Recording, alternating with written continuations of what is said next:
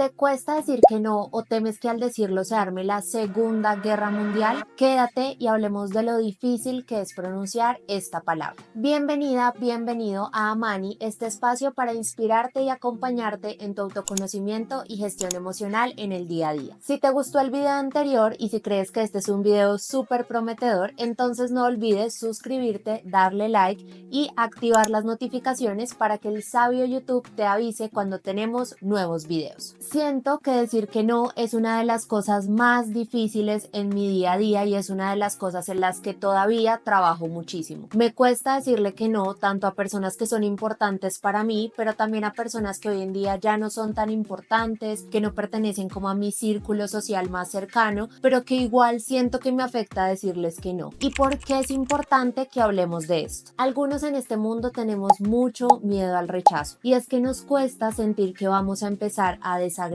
o que no vamos a ser lo suficientemente amados por las personas que son importantes para nosotros. En lo personal, yo siento que este miedo al rechazo proviene de una sensación anterior y es que cuando crecimos éramos niños a los que les gustaba que nos dieran su aprobación, que nuestros padres nos dijeran me encanta lo que hiciste, me gusta mucho la manera en la que estás haciendo las cosas y crecimos con este síndrome de niño bueno, de querer agradar, de no ser el que da lidia y no da problemas y nos cuesta muchísimo que esas personas a quienes admiramos o a quienes respetamos tanto nos rechacen. Además, cuando crecimos con este sentimiento del síndrome del niño bueno y de querer agradar todo el tiempo, crecemos con esta mentalidad de que necesitamos que las personas nos admiren y nos acepten todo lo que hacemos y el cómo nos comportamos. Y eso a veces es más fácil o más difícil de gestionar en nuestro día a día. A mí me pasa muchísimo que hay situaciones en las que ya aprendí a gestionar un poco este síndrome de niña buena de querer hacerlo todo bien, pero hay otros momentos y otros contextos en donde me cuesta muchísimo defraudar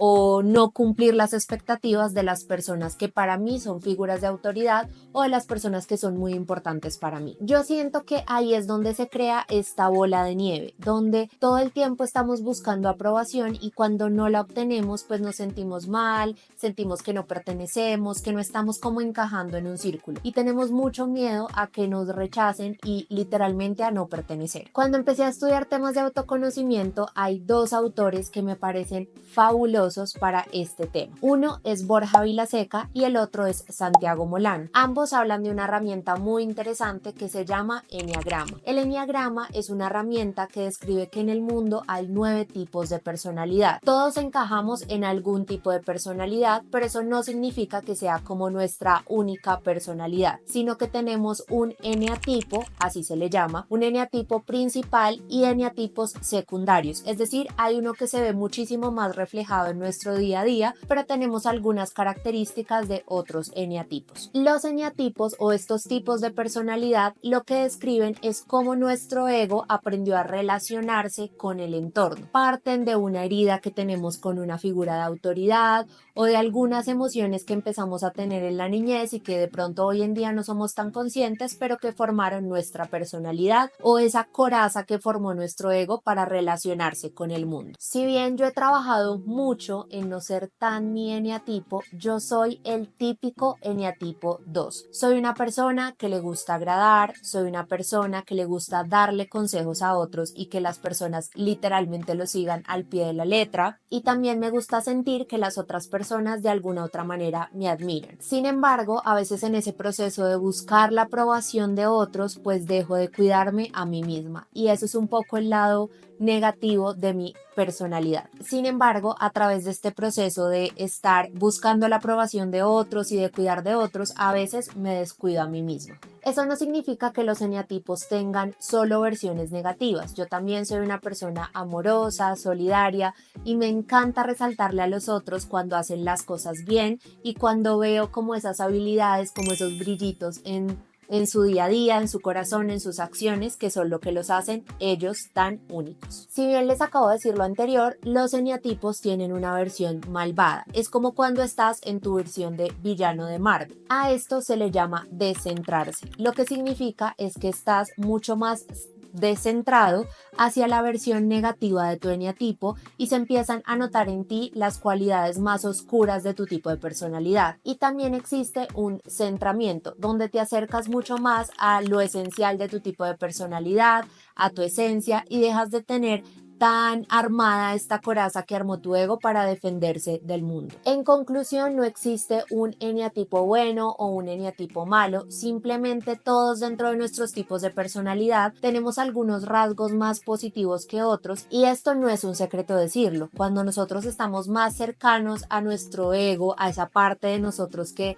está más enfocada en el exterior que en el interior, pues tenemos muchas acciones y muchas situaciones en las que no somos los mejores. Pero cuando estás centrado y estás más cercano a tu esencia, a tu alma, es cuando surgen en ti y florecen todas estas características más positivas de tu eneatipo. Por ende, no existen eneatipos buenos ni malos, simplemente son tipos de personalidad con rasgos positivos y no tan positivos. Si quieres saber más de este tema, te voy a dejar en la descripción de este video alguna información recomendada de estos dos autores que me encantan para que aprendas un poquito más y tal vez puedas encontrar tu tipo de personalidad. Volviendo al punto de este video, yo no te quiero decir que tú eres un eneatipo 2, pero yo sí lo soy. Y siento que en el fondo esos rasgos de mi personalidad son los que me impiden decir que no en ciertas situaciones. Ahora quiero que clasifiquemos las 5 razones, acá nos encanta ese número, quiero que clasifiquemos las 5 razones por las cuales creo que a veces es tan difícil para algunos decir que no. Lo primero es porque temes lastimar a otros. A mí, por ejemplo, me pasa muchísimo esto con mi mamá. Mi mamá es una persona cuyo lenguaje del amor está muy enfocado en los actos de servicio y sobre todo en la alimentación. Y decirle que no a mi mamá de la doble porción de carbohidratos en el almuerzo, o decirle que no del postre que ella quiere que nos comamos después de un almuerzo el domingo, es súper difícil, porque yo siento que de alguna otra manera la estoy lastimando. Ella pone como esa carita de ternero degollado y yo digo, ay, me siento tan culpable de decirle que no a mi mamá al postre, entonces termino comiéndomelo. Pero más adelante vamos a hablar un poquito de mi relación con el dulce y de algo que estoy intentando practicar para decir que no frente a esta situación. Lo segundo es porque no te gusta desagradar. Y acá yo siento que hay un disclaimer inclusive hasta para mí, y es que tú no puedes agradarle a todo el mundo, es físicamente imposible. Siempre habrá una persona que no está tan de acuerdo con tus acciones, con las decisiones que tomes, inclusive puede ser una persona que te ama muchísimo, pero siempre puede que exista para algunas situaciones este desacuerdo y no le puedas agradar para esa situación en específico. Entonces creo que esta segunda razón por la cual a veces nos cuesta tanto decir que no, es muy difícil de manejar porque agradarle a todo el mundo literalmente es imposible. Lo tercero es porque temes ser excluido. Y aquí entra la presión social y todos sus males. Una de las primeras situaciones en las que yo aprendí a decir que no era con el alcohol. No es que yo sea la persona más limpia del mundo y jamás me tome una copa de vino, porque ahora vaya sea y que me los encuentre en un restaurante, me vean tomándome un vino y digan, ¡ah, pero si ella era súper limpia! No me refiero a eso. Pero sí hubo un punto de mi vida, de hecho muy joven, en el que yo empecé a decir que no al consumo excesivo de alcohol en las fiestas, porque ya no me gustaba, porque no me gustaba esa sensación de guayabo al otro día, ese sentimiento de malestar, porque me gustaba llegar a mi casa y poder abrir la puerta. Y uno de los temas más difíciles de esta presión social o de este tema de sentirnos excluidos es que a veces nuestros círculos no entienden cuando queremos decir que no. Entonces se empieza a generar esta malestar de, ay, pero eres el dañaparches, ay, pero porque ya no te gusta, pero porque has cambiado tanto. Y yo siento que obviamente la gente lo hace desde ese lugar en el que conoce una versión de ti y cree que por conocer esa versión de ti, entonces ya vas a ser para toda la vida igual. Y no hay nada más falso que esto. Pero a veces es muy incómodo cuando las personas no entienden que tú simplemente ya no quieres ser esa versión de ti mismo. Y terminamos diciendo que sí por ese temor a que nos excluyan del parche, porque ya no nos inviten a las fiestas, porque ya la gente hable de nosotros como, ay, se volvió súper aburrido. Esta sí que es una razón, una jartera. La cuarta razón es porque odias el conflicto. Los seres humanos enfrentamos el conflicto de dos maneras, o atacamos o huimos. Literalmente esto es ciencia, así que todos tenemos un poquitico más de una o tenemos más rasgos que nos hacen o atacar o huir. Y por lo general las personas que nos cuesta tanto decir que no es porque le huimos al conflicto. Nos da muchísima pereza esa situación de discutir con alguien porque nosotros no queremos hacer algo y la otra persona sí quiere que lo hagamos. Pero por lo general, cuando decimos que sí, terminamos haciendo las cosas de mala gana y luego vuelve el conflicto. Así que eso que estabas intentando hacer de huirle al conflicto, básicamente no funcionó. Lo quinto es porque temes perder oportunidades. Yo siento que un claro ejemplo de esta razón es el ámbito laboral. Muchas veces las personas no decimos que no a situaciones laborales porque simplemente creemos que eso nos va a impedir posibilidades en el futuro, que no nos van a considerar para el ascenso, que vamos a estar de primeras en la lista de las personas que van a echar próximamente, que ya tu jefe no te va a invitar a contextos sociales o a contextos laborales en donde tú podrías destacar, y empezamos a cargarnos y cargarnos y cargarnos de trabajo porque decimos, si digo que no, quedo como el mal trabajador, el que no quiere hacer sus funciones y el que simplemente no está intentando crecer ni ser diferencial en esta compañía. Pero esto es súper contraproducente porque a veces terminamos siendo los más explotados dentro de la empresa y esa situación de no saber decir que no nos sirvió para nada porque al final del ejercicio no nos beneficia. ¿Por qué es importante decir que no? Mi mejor amiga tiene una frase que describe de manera perfecta el por qué es importante decir que no, y es que cuando le dices que sí a los demás te estás diciendo que no a ti mismo. Yo siento que uno en el fondo de su corazón siempre sabe que quiere decir que no, pero a uno le cuesta aceptar que simplemente no está en la disposición de hacer algo o que quiere pasar de un plan, quiere rechazar una situación, quiere poner un límite, pero en el fondo uno tiene muy claro qué es lo que quiere hacer. A veces puede pasar que tú no tengas tan claro qué quieres hacer, pero creo que en este escenario lo que tienes que hacer es muchísima introspección para entender las razones de por qué sí o por qué no. La respuesta siempre está en tu corazón, lo dice la sabia Mulan.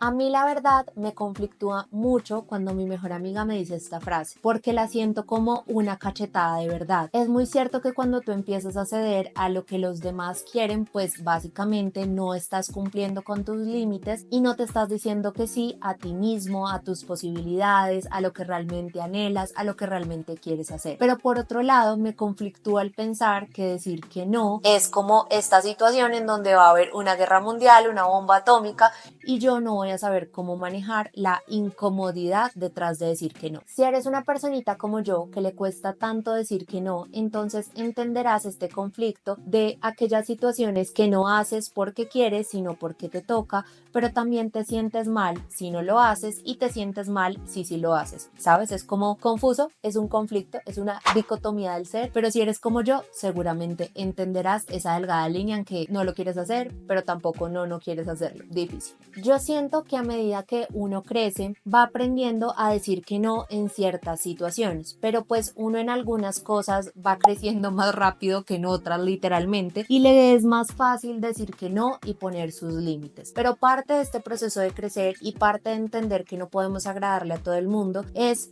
reconocer que a veces tenemos que priorizarnos a nosotros mismos sobre aquellas cosas que los demás quieren o que los demás esperan de nosotros. Como te dije en el primer capítulo, tú acá no vas a encontrar una persona perfecta. Yo sigo trabajando un montón en poder decir que no, porque la verdad todavía me cuesta muchísimo y se me dificulta, yo creo que un montón en ciertas situaciones. Pero quiero que te lleves, al igual que como yo me lo llevo en el día a día, esta cachetada de verdad que me da mi mejor amiga. Y es que cuando tú le estás diciendo que sí a otros, te estás negando la posibilidad de decirte que sí a tus deseos, a lo que realmente quieres hacer, a cómo te quieres realizar y a cómo te quieres ver en la vida. Entonces, no hay nada fácil para poder aprender a decir que no, pero yo te quiero dejar algunos tips que surgieron de la reflexión que estaba haciendo hace unos días con mi mejor amiga y que también siento que en algunos procesos, como por ejemplo el alcohol, me han llevado a reconocer que quiero decir que no y hacerlo desde la verdad. Antes de que cerremos este capítulo de por qué es importante decir que no, te quiero dejar un ejemplo de la vida real que puede que sea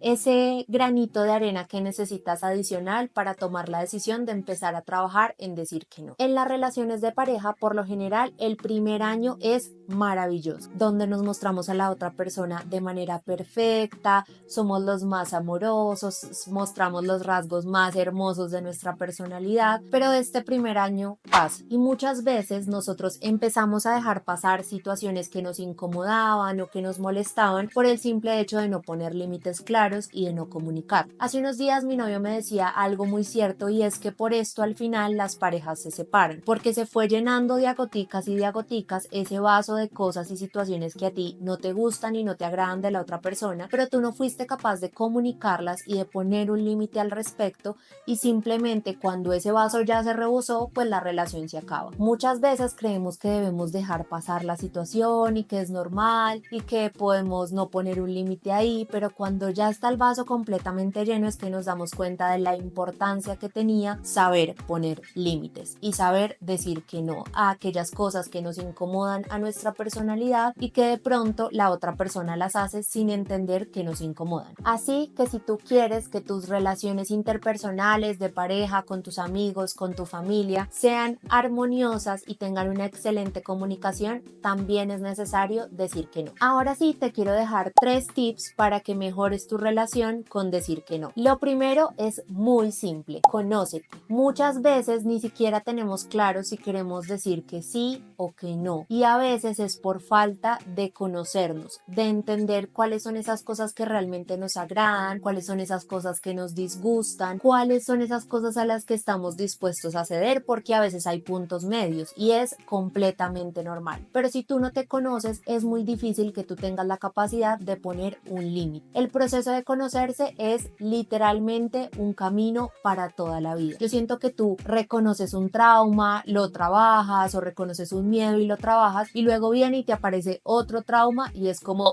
vuelva a empezar, sacúdase, quítese el polvito y arranque otra vez a conocerse. Así que este proceso nunca va a parar, pero entre más tú te conozcas, más fácil para ti va a ser colocar límites claros en tus relaciones e inclusive límites claros para contigo. Lo segundo es: elige tus batallas. Yo, desde este lugar en el que todavía no sé muy bien decir que no, te puedo decir que he elegido mis batallas. En algunos momentos he elegido decir no, no quiero alcohol, me parece que no me quiero emborrachar con ustedes, me da pereza, y he sido como muy rígida en ciertas cosas, pero en otras todavía me encuentro siendo demasiado flexible, lo cual no es positivo. Pero como te digo, estoy eligiendo mis batallas. Simplemente estoy eligiendo qué peleas quiero dar, qué situaciones son las que quiero empezar a transformar para empezar a decir que no, para colocar un límite, y cuáles son esas situaciones que todavía van a quedar como en ese baúl de no lo voy a sacar de ese cajón. Hablo de eso más adelante. Y lo tercero, sé honesto.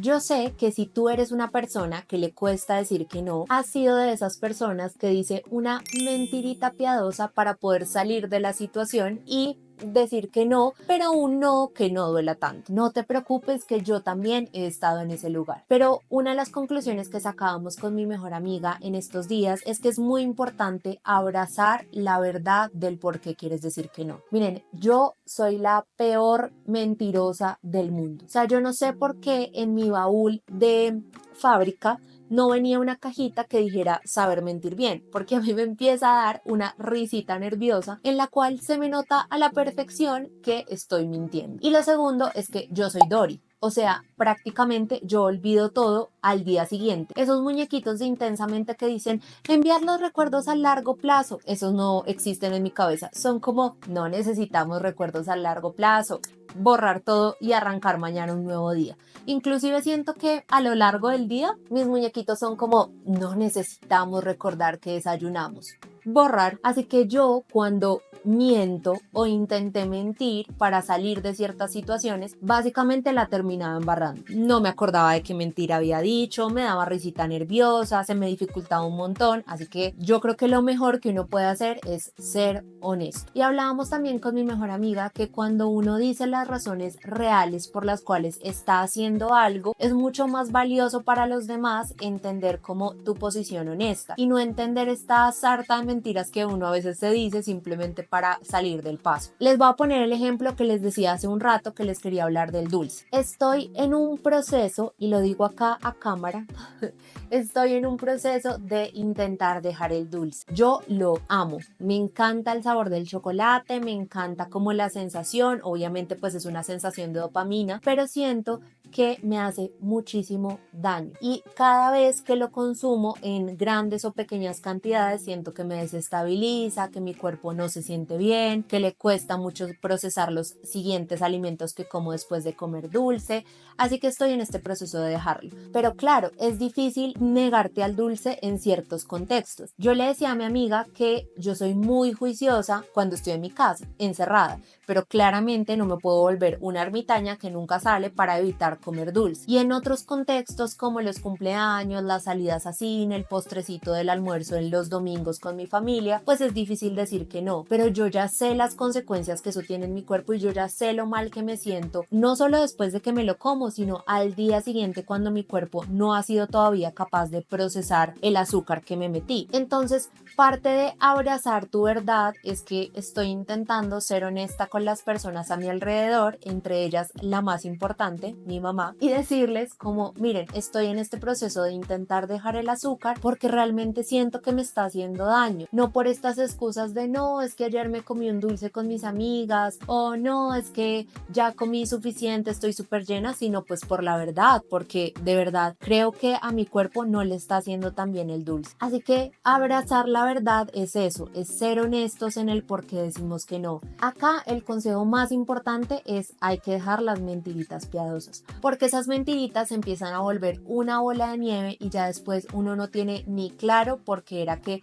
dijo que no y cuál era la razón verdadera atrás de el querer decir que no. Para cerrar este capítulo quiero decirte que estamos en un proceso. No te des tanto palo por no saber decir que no, pero sé muy consciente de que hay situaciones en las que cedes y en realidad quisieras decir que no, y hay otras situaciones que ya sabes manejar muchísimo mejor y en las que eres mucho más coherente con lo que quieres y con lo que anhelas. Yo en este momento me encuentro en el tip número 2. Estoy eligiendo mis batallas. Hay situaciones a las que debí decir que no, ya no dije que no y ya voy como gordo en tobogán hacia esa situación, pero hay otras como por ejemplo el dulce en las que realmente elegí mi batalla y quiero empezar a hacer un proceso consciente de decir que no. Así que si me ven en un restaurante y me ven pidiendo el postre, ustedes salen corriendo y empujan al mesero y dicen, ella no puede comer postre. Me gustaría que eso pasara, pero tengo que ser yo de manera consciente la que elija decir que no. Y eso también es importante. Cuando estás frente a las situaciones y cuando estás en este proceso, tienes que parar unos segundos antes de decir que sí, atacar. Yo siento que eso me pasa mucho con los postres en los restaurantes, porque viene el mesero y le dice a uno, ¿quieren pedir postre? Y entonces mi cabeza dice de una,